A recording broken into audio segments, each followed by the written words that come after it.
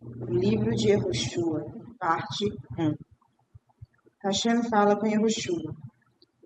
O final da Torá nos diz que Hashem não permitiu que Moshe conduzisse os judeus através do rio Jordão para conquistar Eretz Canaã, o outro nome para Eretz Israel.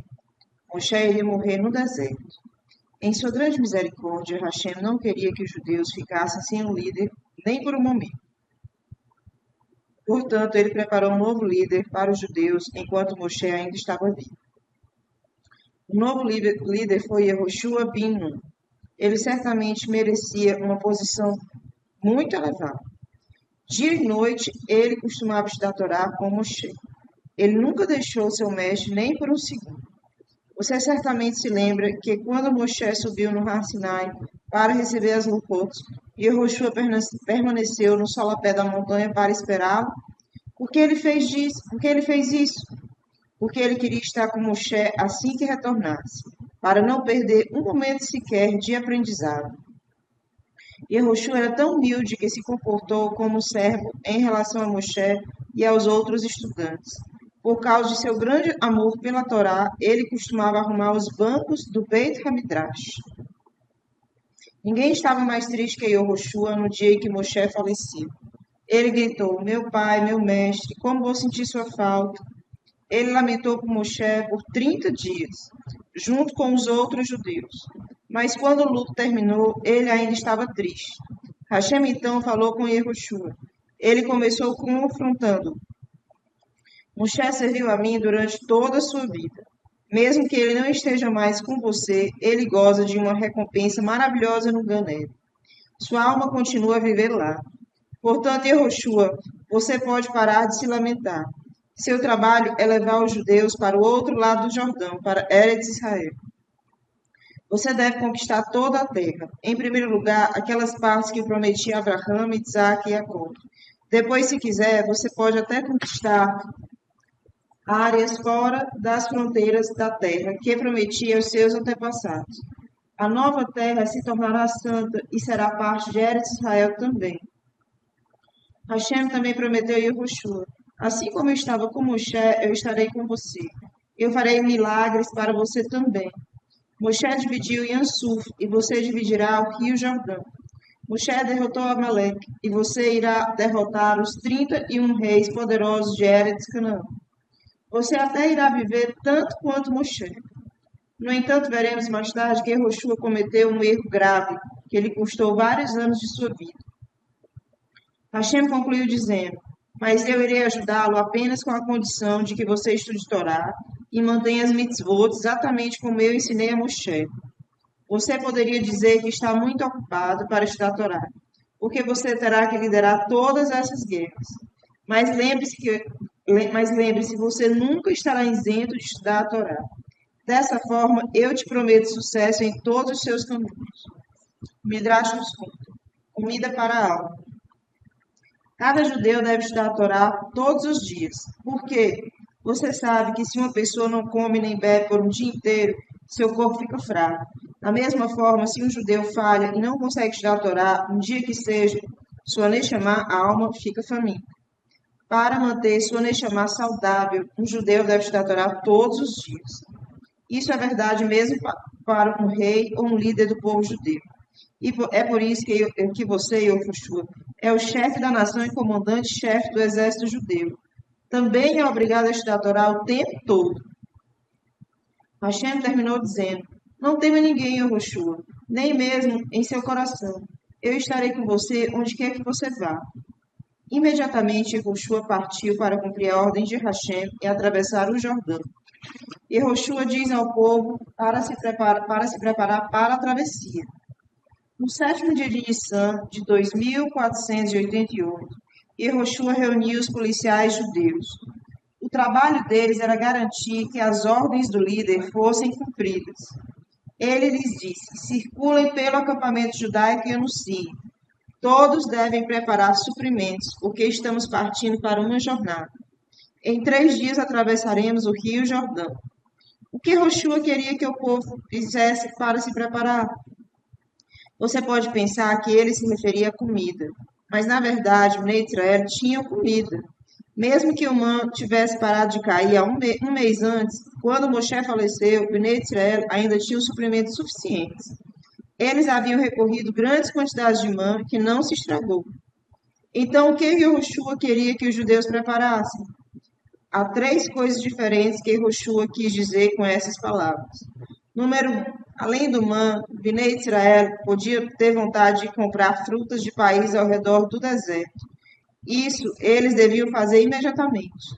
Número 2, eles deveriam preparar suas armas para conquistar a terra. Número 3, havia um significado mais profundo nas suas palavras. Preparem suprimentos para suas almas, mitzvot e boas ações. Por que isso foi necessário? Bnei Israel estavam prestes a entrar na Terra Santa, o Palácio de Hashem. Se você fosse convidado para o palácio de um rei, ou, digamos, para a sede do governo de um país, você certamente não viria correr para lá sem se preparar adequadamente para um evento tão importante. Você se vestiria com cuidado e se certificaria de que está limpo e arrumado para essa nobre ocasião. Da mesma forma, antes de entrar em Eretz Israel, um judeu deve se preparar. Ele deve estar sagrado. Agora entendemos por que Yehoshua esperou 3 dias antes de atravessar o Rio Jordão. Ele queria dar tempo a Bnei Israel para se prepararem para a ocasião alegre de entrar em Eretz Israel. Outra razão é que Hashem iria realizar um milagre revelado para Bnei Israel quando eles fossem cruzar o rio. Para isso, eles também precisavam estar sagrados e precisavam de 3 dias para se preparar. Os 3 dias nos lembram de outro período especial de preparação na época de Moshe. Antes de Matan Torá, Bnei Israel também tiveram 3 dias para se preparar para ouvir a voz de Yehoshua. Lembra as 2 tribos e meia da sua promessa a Moshe. Yehoshua enviou mensageiros para as tribos de Reuven, Gad e parte da tribo de Menache, e os lembrou: Moshe deu a vocês a sua parte da terra nesse lado do Jordão, do rio Jordão, mas vocês prometeram a ele que enviariam seus soldados para nos ajudar a conquistar a Eretz Canaã. Vocês até disseram a ele que estão dispostos a lutar à frente do nosso exército, já que vocês são fortes e destemidos. Chegou a hora de vocês cumprirem sua palavra. Deixem suas esposas e filhos aqui no lado leste do Jordão e preparem-se para marchar à frente do nosso exército. Depois que conquistarmos a terra, vocês poderão voltar para suas famílias e propriedades. Quando os mensageiros relataram as palavras de Yehoshua para as tribos de Reuven, Gad e parte da Shevet Menache, essas tribos responderam: Você não precisa nos lembrar de nossa promessa para Moshe. Nós iremos obedecer a tudo o que você disser. Assim como ouvimos Moshe, iremos ouvi-lo, enquanto Hashem estiver contigo. Quem se recusará a fazer o que você diz merece ser punido com a morte. Yehoshua envia espiões. Enquanto Yehoshua ainda estava de luto por Moshe, ele decidiu enviar espiões para Eretz Canaã. Ele escolheu 2 espiões. O primeiro foi Caleb. Ele já era espião na época de Moshe e havia trazido de volta um bom relatório sobre a terra. O segundo foi o Tzadik Pinhas, neto de Aharon, que havia matado o pecador Zimri. Esses 2 foram os maiores homens da geração. E Yehoshua estava confiante de que eles se sairiam bem nessa missão. Yehoshua chamou Caleb e Pinhas e disse a eles: Eu tenho uma missão secreta para vocês. Eu não quero que Bnei Israel descubram sobre isso ainda. Eles podem entrar em pânico novamente, como aconteceu na época de Moshe, e se recusar a lutar contra os Quenanim.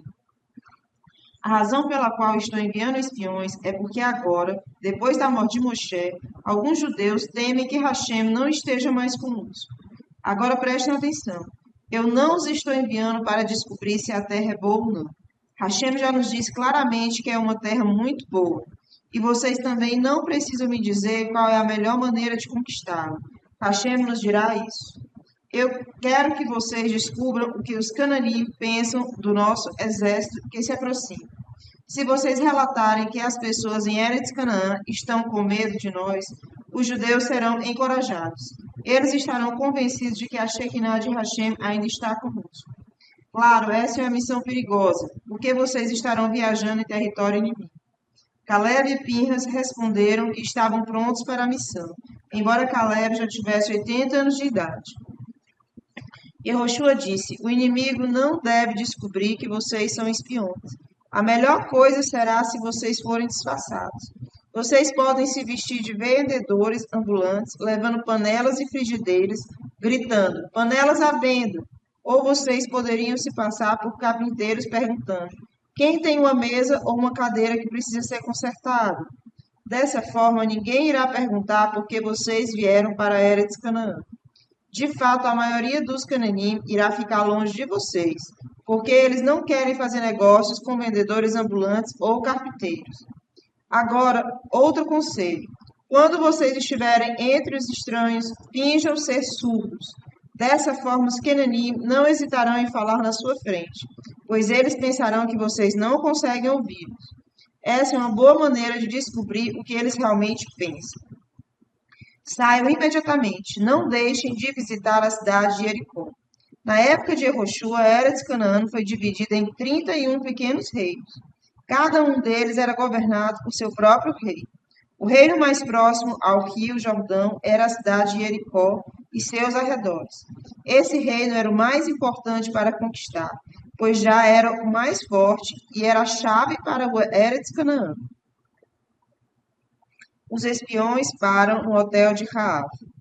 Quando Caleb e Pinhas entraram em Jericó disfarçados, recomendaram-lhes um hotel perto da muralha da cidade. Pertencia a uma mulher bonita e conhecida chamada Raab. Ela era amiga de todos os reis de Eretz Canaã, assim como de muitas outras pessoas importantes.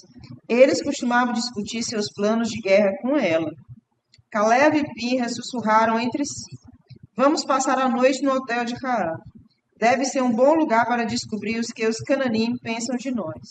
Talvez a gente ouça da própria Raab ou talvez de um de seus hóspedes. Na verdade, não era apropriado que dois tzadikim como Caleb e Pinhas ficassem em tal hotel. A proprietária era uma mulher não judia que era conhecida por ser amiga de muitos homens. Mas eles não tinham escolha. Eles fizeram isso Lechem Shammai, pois sentiam que isso os ajudaria a cumprir sua missão. Caleb e Pinhas bateram a porta da frente, fingindo que eram trabalhadores de uma terra distante, precisando de alojamento durante a noite. Raabe era uma mulher especial. Ela imediatamente percebeu que essas pessoas eram diferentes. Eles eram homens sagrados, tzadikim. Ela os tratou respeitosamente e preparou quartos confortáveis para eles. Naquela noite também havia outros hóspedes no hotel de Raab. Eles observaram os dois estranhos e imediatamente suspeitaram deles. Mensageiros foram apressados para o rei de Jericó. Raab salva a vida dos espiões. Depois de um momento, houve uma batida à porta da frente do hotel de Raab. Abra em nome do rei, uma voz foi ouvida. Dê-nos os homens que vieram no seu hotel. Eles estão aqui para espionar a terra. Raab percebeu que os mensageiros do rei estavam falando a verdade. Seus dois hóspedes eram provavelmente judeus. Ela havia notado que eram homens sagrados. Ela imediatamente decidiu fazer o que pudesse para salvá-los. Lembrou-se de que, quando criança, ouviu que Deus havia dividido Yansur para os judeus depois que eles saíram do Egito. Ela então soube em seu coração que ele era o verdadeiro Deus. Agora Deus estava enviando uma oportunidade para provar se ela realmente acreditava nele. Ela ajudaria esses judeus mesmo correndo risco de vida. Raab estava bem ciente das leis de seu país. Qualquer um que cooperasse com espiões deveria ser queimado vivo. Ela não abriu a porta para os mensageiros do rei. Em vez disso, pediu que esperassem do lado de fora e correu para o quarto onde Caleb e Pinhas estavam descansando. Rápido, ela disse. Deixe-me esconder vocês. O rei descobriu sobre vocês e seus mensageiros estão esperando do lado de fora. Ela olhou em volta para ver onde poderia escondê-los rapidamente. Pinhas disse a Raab, não se preocupe comigo. Apenas esconda o meu amigo. Eu ficarei invisível para os mensageiros do rei. Pinhas tinha poderes de Kedushá. Como um anjo, ele poderia se tornar invisível.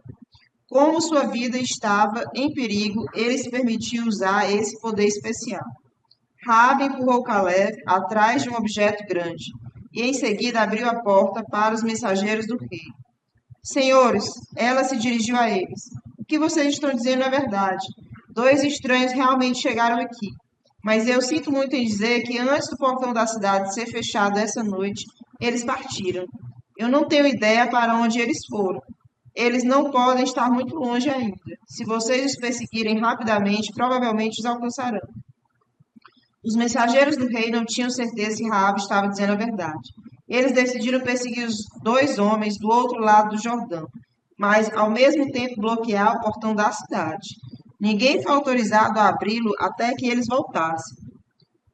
No caso de não encontrarem os espiões judeus, eles retornariam à cidade para procurá-los. Assim que os mensageiros do rei saíram, Raabe correu de volta para Caleb e Pinas. Ela tinha que encontrar um esconderijo melhor para eles caso alguém viesse procurá-los novamente. Decidiu levar os dois espiões até o telhado. Lá ela guardava pacotes de linho. Raabe escondeu os homens sobre os feixes. Mais tarde à noite, antes de adormecerem, ela subiu silenciosamente até o telhado para conversar com eles. Eu sei que Hashem lhes deu a terra e que todos os Cananim tremem diante de vocês, disse ela. Quando eu era uma criança de 10 anos, ouvi dizer que Hashem abriu Yansuf para vocês e que vocês derrotaram os dois poderosos reis Sihon e Og.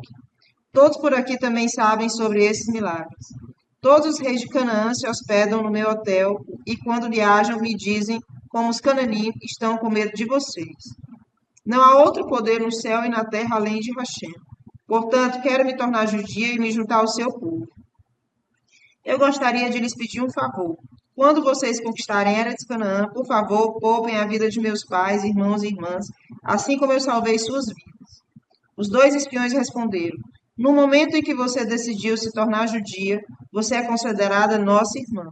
Faremos o que você nos pediu. Amarre um fio vermelho na sua janela quando entrarmos em Jericó. Nós juramos que não mataremos qualquer pessoa que estiver na casa com um fio vermelho, contanto que ela faça parte da sua família. Mas se você disser a outras pessoas sobre o nosso sinal e elas vierem à sua casa para salvar suas vidas, estaremos desobrigados de nossa promessa e iremos matá-las. Raabe concordou. Ela trouxe uma corda com a qual deixou Caleb e Pinhas descerem por uma janela, onde baixaram com segurança. Agora estavam do lado de fora da muralha da cidade, pois a parede da casa de Raabe era, na verdade, uma parte dessa muralha. Eu sugiro que vocês não regressem imediatamente para o acampamento judaico. Raabe aconselhou os espiões. Vocês ainda podem ser pegos pelos mensageiros do rei. Esconda-se por 3 dias nas montanhas, até que eles desistirem da busca. Então voltem para Yehoshua. Os dois espiões seguiram o conselho dela e se esconderam por 3 dias. Então eles voltaram para Yehoshua. Eles disseram a ele: Nós sabemos com certeza que todos os cananim têm muito medo de nós. Quando Yehoshua relatou isso às pessoas, elas ficaram muito encorajadas para sair à guerra. Os dois espiões também disseram a Yehoshua como Hashem milagrosamente salvou-os do rei de Jericó através de Raabe. Eles relataram um acordo que fizeram com ela, pelo qual ela iria pendurar um fio vermelho em sua janela para que os judeus a mantivessem viva quando conquistassem Jericó. Agora Yehoshua entendia por que Hashem permitira que o rei de Jericó descobrisse os espiões. Raabe era uma mulher especial e Hashem havia lhe dado a oportunidade para salvar os espiões. Em troca, sua vida seria poupada e ela se juntaria ao povo judeu. Uma mudança na ordem de viajar. Na manhã do dia 9 de Nissan, um dia antes da travessia do Jordão, Yehoshua levantou-se muito cedo. Na verdade, era apenas uma viagem curta de Shittim, onde Bnei Israel estavam acampados até o Jordão. Ainda assim, Yehoshua levantou-se cedo a fim de cumprir a mitzvah de Hashem de conquistar Eretz Israel o mais rápido possível. Bnei Israel fizeram o mesmo e também se levantaram cedo. Eles viajaram até a margem do Jordão. Hashem ordenou que acampassem lá durante a noite. Eles deveriam atravessar o rio no dia seguinte, em plena luz do dia. Yehoshua informou o povo: Prepare-se, porque amanhã Hashem realizará muitos milagres para vocês. No dia 10 de Nissan, pela manhã, Yehoshua transmitiu uma mensagem importante aos policiais judeus para que eles a levassem aos judeus. Atenção todos! Haverá uma mudança em nosso modo de viajar. Enquanto Moshe estava vivo, a nuvem de glória liderava o caminho e vocês a seguiam. A partir de agora, Hashem ordenou que o Aharon deve viajar na frente de vocês e vocês devem seguir o Aharon. Não andem muito perto do sagrado Aharon. Isso seria desrespeitoso com a honra de Hashem. Nem vocês devem caminhar muito longe dele. O final do acampamento deve sempre ficar dentro dos 2.000 amot, 960 metros do Aharon. Porque o acampamento não foi autorizado a se estender por mais de 2.000 amot de distância do Aharon, nossos sábios decretam que no Shabat um judeu não pode andar por uma distância maior do que 2.000 amot fora da cidade. Durante as orações, os judeus geralmente se aproximam do Aharon. Se o acampamento se estendesse por mais de 2.000 amot, isso seria um problema no Shabat, se os judeus quisessem se aproximar do Aharon. Yehoshua também informou os Kohanim sobre outra mudança. Até agora, 4 Leviim costumavam carregar o Aharon. Quando cruzarmos o Jordão, 4 Kohanim irão levá-lo, porque os Kohanim são mais sagrados. O milagre de um pequeno espaço conteve uma grande multidão. Yehoshua reuniu as pessoas na frente do Aharon para falar com eles.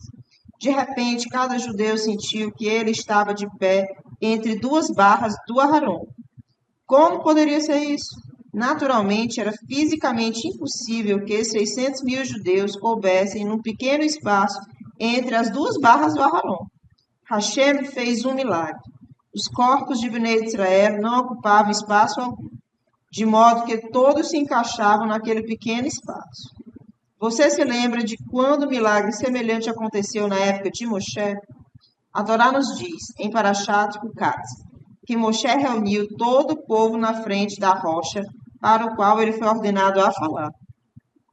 Milagrosamente, todas as pessoas se encaixaram na área em frente à rocha. Hashem realizou muitos milagres para Yehoshua, que eram semelhantes aos que ele havia feito para Moshe.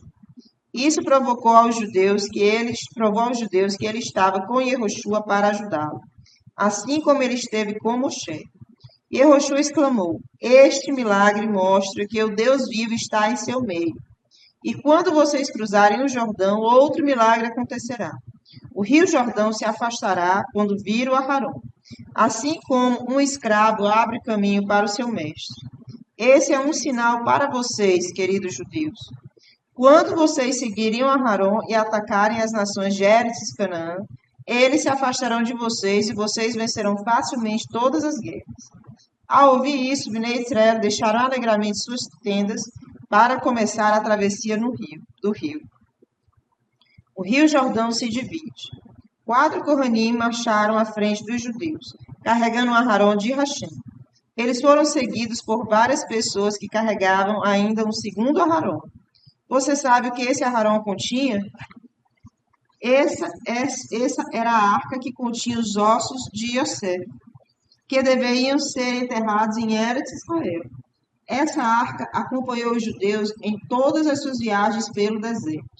O Aharon de Yosef, ao Aharon de Yosef foi dada uma honra especial.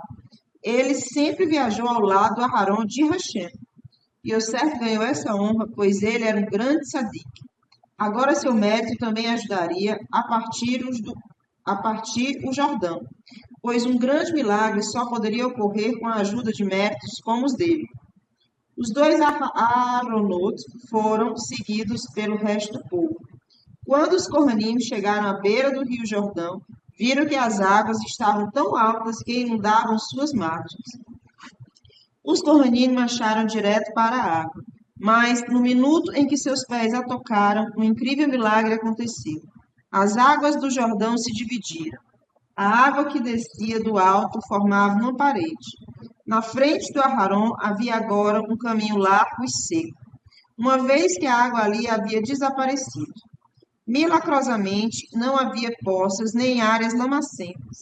A muralha de água crescia em altura porque mais e mais água fluía de cima, mas nada escorria sobre as margens do Jordão. Sequer inundou as aldeias localizadas nas proximidades. Alguns de nossos sábios ensinam que a muralha cresceu a uma altura de mais de 300.288 quilômetros. Não só Bnei Israel viram isso, todos os reis de Canaã testemunharam esse milagre. Naturalmente, isso deveria ter feito com que eles fizessem deschuvar, mas eles teimosamente continuariam com seus maus caminhos. Os Kohanim que carregavam Aharon não atravessaram o leito do rio. Eles apenas permaneceram no mesmo lugar depois que entraram no Rio Jordão, perto da margem leste. Eles permitiriam que todos os Bnei Israel cruzassem o rio primeiro. Dessa forma, os judeus se sentiriam seguros, pois sabiam que enquanto os Kohanim estivessem no rio, a parede de água não desmoronaria e os afogaria. Enquanto Bnei Israel estavam atravessando, Yehoshua anunciou: quando vocês entrarem em Eretz Canaã, vocês devem expulsar todas as nações de lá. Essa é a ordem de Hashem. Se vocês não estiverem dispostos a obedecer, a parede de água descerá sobre vocês agora e os enterrarão vivos, já que era assustador ficar perto de uma gigantesca muralha de água. Você pode ter certeza de que todos os Bnei Israel decidiram seriamente em seus corações obedecer a Hashem. Bnei Israel também foram acompanhados pelos Erev Rav e os outros Gerim, que se juntaram aos judeus no templo de Moshe. Isso nos lembra de uma história semelhante contada na Guemará. Uma história da Guemará. Rabi Pinhas ben Yair divide um rio. O grande tzadik Rabi Pinhas ben Yair viajou certa vez para libertar alguns prisioneiros judeus do cativeiro. Logo ele chegou a um rio que não havia como atravessar. Rabi Pinhas ben Yair ordenou ao rio: abre-te para que eu possa atravessar, ou irei decretar que você fique seco para sempre. O rio se abriu e Rabi Pinhas ben Yair atravessou em terra seca. Atrás dele havia um judeu que levava farinha para assar matzot para pesca. Fique seco para aquele judeu também, ordenou Rabi Pinhas ben Yair. E o rio obedeceu. Um comerciante árabe caminhou atrás dos dois judeus. Fique seco para aquele homem também, ordenou Rabi Pinhas ben Yair, e o rio obedeceu. Mesmo não judeu foi capaz de atravessar em terra seca pelo mérito de Rabi Pinhas ben Yair. Da mesma forma, quando Bnei Israel cruzaram o Jordão na época de Yehoshua, seu mérito permitiu que outros cruzassem com eles, como os Erev Rav e os outros Gerim, inclusive aqueles que não haviam se convertido Leshem Shammai. Pergunta: onde o milagre da abertura do Jordão está mencionado em nossa tefilá? Resposta: dizemos no Halel: o mar viu Moshe e Bnei Israel se aproximando e fugiu, deixando o leito seco. O rio Jordão voltou-se para trás diante de Yehoshua e Bnei Israel. Yehoshua realizou um milagre semelhante ao de Moshe. Dessa forma, Hashem cumpriu sua promessa a Yehoshua: assim como eu estive com Moshe, eu estarei contigo. Bnei Israel agora temiam e respeitavam Yehoshua da mesma maneira que eles temiam e respeitavam Moshe. Outra pergunta: o que havia de especial na data da travessia, o 10º dia de Nissan? No 10º dia de Nissan, antes que Bnei Israel saíssem do Egito, eles prepararam um cordeiro ou um bode para o Corban Pesach. Eles fizeram isso mesmo sendo perigoso. Eles sabiam que os egípcios ficariam muito zangados vendo seus deuses sendo preparados para o sacrifício. Agora Hashem pagou os Bnei Israel por seu Meisirut Nefesh, alto sacrifício.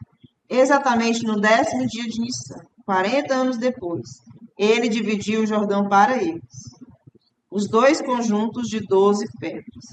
Antes de Bnei Israel começarem a cruzar o Jordão, Hashem ordenara a Yehoshua que escolhesse 12 homens, um de cada shevet.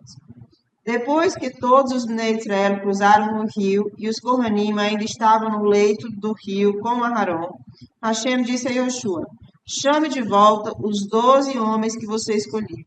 Cada homem deve levantar uma grande pedra do leito do rio. Yehoshua fez como lhe foi dito. Ele também acrescentou outra instrução: você deve carregar essas pedras sobre os ombros até chegarmos ao local onde acamparemos hoje à noite. Vamos colocá-las lá para lembrar às futuras gerações o milagre da abertura do Jordão. Além disso, Yehoshua ajustou outras 12 pedras. uma para cada tribo, no lugar onde Bnei Israel cruzaram o rio. Eles marcaram o local exato onde o milagre ocorreu. A localização dessas pedras era conhecida até muitas gerações depois. Até mesmo os sábios da Mishnah, que viveram centenas de anos depois, mencionaram a localização e a importância dessas pedras na Mishnah. O milagre do Aharon carregando os Kohanim. Enquanto os 12 homens levantavam o mesmo número de pedras do leito do rio, e enquanto Yehoshua colocava as outras 12 pedras, os Kohanim que carregavam Aharon ainda permaneciam em pé no leito do rio. Eles estavam perto da margem leste. Depois de todas essas coisas terem sido cumpridas, Yehoshua disse aos Kohanim: agora voltem com Aharon para o lado leste do Jordão. Os Kohanim recuaram para a margem. No momento em que saíram do rio, a parede de água desabou, inundando seu leito. Agora os Kohanim estavam na margem leste do Jordão, enquanto o resto dos Bnei Israel estava em sua margem oeste. O Jordão fluía impetuosamente entre os dois. De repente, outro milagre ocorreu. O Aharon ergueu os Kohanim no ar e os carregou sobre o rio em direção a Bnei Israel. O Aharon tinha poderes sobrenaturais, como a capacidade de transportar seus carregadores. Um dia de muitos milagres. O dia em que Bnei Israel cruzaram o Jordão, houve muitos milagres adicionais. Número 1. 12 homens estavam, cada um carregando uma pesada pedra em seus ombros. Mesmo que essas pedras fossem enormes, Hashem milagrosamente deu a todos os homens a força necessária para carregá-las. Número 2. Nesse mesmo dia, Bnei Israel viajaram até o Har Gerizim e ao Har Eval. Essas montanhas ficaram a 57,6 quilômetros do Jordão, uma distância enorme para uma nação inteira viajar em um só dia. Hashem encurtou o caminho para os judeus. Ele os ajudou a chegar rapidamente, já que ele havia ordenado, no mesmo dia em que vocês cruzarem o Jordão, declarem as bênçãos e maldições sobre o Har Gerizim e Haeval. Número 3. Bnei Israel estavam viajando em território inimigo. Havia o Cananim ao redor deles, mas ninguém ousou ferir um único judeu. As mitzvot que Bnei Israel cumpriram naquele dia. Moshe ordenou a Yehoshua exatamente o que Hashem queria que Bnei Israel fizessem no dia em que entrassem em Eretz Israel. Isso foi o que eles fizeram. Eles viajaram para o Har Eval. Lá escreveram toda a Torá em 70 línguas nas 12 pedras que eles tiraram do rio Jordão. Talvez tenha sido um milagre que tanto o texto pudesse caber nas pedras. Então, Bnei Israel construíram um pisber com essas pedras e ofereceram corbanotes nelas. Eles comeram uma refeição festiva. Em seguida, declararam as bênçãos e maldições sobre o Har Gerizim e Har Eval. Já que o livro de Yehoshua nos contará sobre isso em um capítulo posterior, nós também o descreveremos mais detalhadamente adiante. Depois, Bnei Israel desmontaram o Misber. Eles carregaram as grandes pedras que tinham a Torá escrita de volta para Gilgal. Gilgal estava na fronteira de Eretz Israel, perto do Jordão. As pedras foram colocadas lá para todo mundo ver. Quem entrasse em Eretz Israel não poderia deixar de notar as 12 rochas imensas sobre as quais a Torá foi escrita. Com isso, saberia que esta era uma terra onde as leis da Torá são mantidas. Bnei Israel acamparam em Gilgal naquela noite.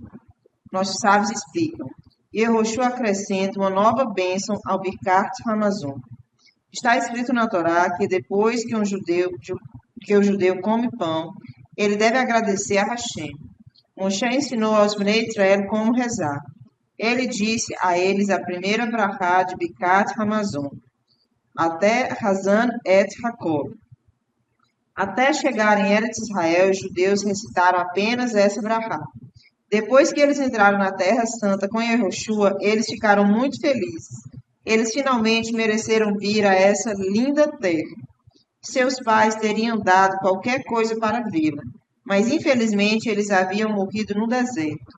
Yehoshua então ensinou-os a adicionar uma segunda brachá ao Birkat Hamazon. Nós te agradecemos, Hashem, nosso Deus, pela terra maravilhosa, boa e ampla que o Senhor nos deu. Pergunta: por que temos que agradecer a Hashem por nos dar a terra de Israel depois de uma refeição? Não é suficiente agradecer a Ele pela comida que comemos? Na mesma brahá, nós temos que agradecer também a Hashem pela Torá que o Senhor nos ensinou. Mais tarde, no Bicat Hamazon, pedimos para Hashem fazer retornar a nós os reis da família de Davi e o Beit Hamikdash, e reconstruir o Shalim. Como tudo isso está ligado à gratidão pela comida? Uma resposta. As brachot do Bicat Hamazon mostram que vivemos para um propósito diferente do que os não-judeus ao nosso redor. É verdade que temos algumas coisas em comum. Nós também precisamos comer e beber e estamos gratos que Hashem nos dá comida. Mas se passássemos toda a nossa vida apenas comendo e bebendo e cuidando de nossas necessidades corporais, não seríamos muito diferentes dos animais. Nossa verdadeira felicidade vem do serviço a Hashem. Portanto, também agradecemos a Ele por nos ter dado Eretz Israel, a terra que é santa e onde podemos guardar a Torá e servir-lhe melhor. E pedimos a Ele que nos devolva o Beit HaMikdash, para que, mais uma vez, nos seja possível cumprir a mitzvah de oferecer korbanot. O texto do nosso Birkat Hamazon mostra que comer não é o propósito de nossas vidas. É apenas o meio pelo qual podemos viver para servir a Hashem. Yehoshua faz Brit Milá nos judeus. Antes que Bnei Israel saísse do Egito, Moshe fez Brit Milá em todos eles. Só então eles foram autorizados a comer o Corban Pêssego. No primeiro ano no deserto, os judeus fizeram Milá em seus filhos recém-nascidos com a idade de 8 dias. Naquele ano, Bnei Israel acamparam no Har Sinai e construíram Mishkan. Eles não viajaram para nenhum lugar. A partir do segundo ano no deserto, os judeus não mais realizaram Brit Milá em seus novos bebês, porque eles estavam constantemente seguindo a nuvem de Hashem. Às vezes a nuvem desaparecia depois de um dia ou 2, às vezes depois de uma semana ou um mês. Bnei Israel nunca sabiam quando a próxima viagem começaria. Eles raciocinaram: como podemos arriscar uma milá em nossos filhos recém-nascidos? Um bebê precisa de um descanso completo depois do Brit Milá. Nunca sabemos quanto tempo ficaremos em um só lugar. Achamos que é perigoso fazer a milá. Bnei Israel também estavam preocupados porque o vento norte não soprava no deserto. Esse é um vento que ajuda a curar as feridas. Sem isso, também era arriscado fazer a Brit Milá. Apenas os membros da Shevet Levi ignoraram o perigo. Todos os seus filhos fizeram a Brit Milá no deserto. Depois do primeiro ano no deserto, Bnei Israel não poderiam mais oferecer o Corban Pêssego. O pai de uma criança que não tenha feito Brit Milá não pode oferecer o Corban Pêssego. Agora que Bnei Israel chegaram a Eretz Israel, eles não tinham desculpa para perder a mitzvah da Milá. Hashem disse a Yehoshua: em 3 dias, no 14º dia de Nissan, será o momento de oferecer o Corban Pêssego. Você, Yehoshua, e seus ajudantes devem fazer Brit Milá em todos os judeus que ainda não o fizeram. Yehoshua anunciou ao povo: Hashem ordenou que todos vocês devem realizar a mitzvah da Brit Milá. Caso contrário, vocês não poderão oferecer o Corban Pêssego. Além disso, Hashem não dará a Eretz Canaã em suas mãos, a menos que vocês tenham Brit Milá. Ele já disse a Abraham Abino que seus filhos irão conquistar Eretz Israel somente se eles tiverem Brit Milá. Milhares de judeus precisavam fazer Brit Milá, incluindo bebês, meninos de todas as idades e homens, alguns deles com quase 40 anos de idade. Quanto mais velho, mais doloroso pode ser fazer o Brit Milá. Além disso, os judeus sabiam que depois do Brit, eles ficariam doentes e fracos com a operação. Os cananim poderiam atacá-los e eles seriam incapazes de se defender. Mas, mesmo estando perto da cidade inimiga de Jericó e cercados por Kenanim hostis, todos os Bnei Israel, sem exceção, concordaram em passar por um Brit Milá. Eles se lembraram do relato dos espiões de que os cananim tinham medo deles e confiavam em Hashem para sua proteção. Yehoshua fez instrumentos afiados. juntamente com seus ajudantes. Ele percorreu o acampamento e realizou milagre em todos os homens, jovens e idosos, que precisavam de milagre. Então os pacientes descansaram até que a Milá estivesse curada e recuperasse suas forças. Hashem disse: Esse lugar onde vocês estão acampando agora será chamado de Gilgal. Gilgal significa tirar. Eu tirei de vocês a vergonha de não ter um Brit Milá. A partir de agora, os egípcios não podem mais zombar dos judeus, dizendo: Nós somos iguais a eles. Eles também não têm Milá.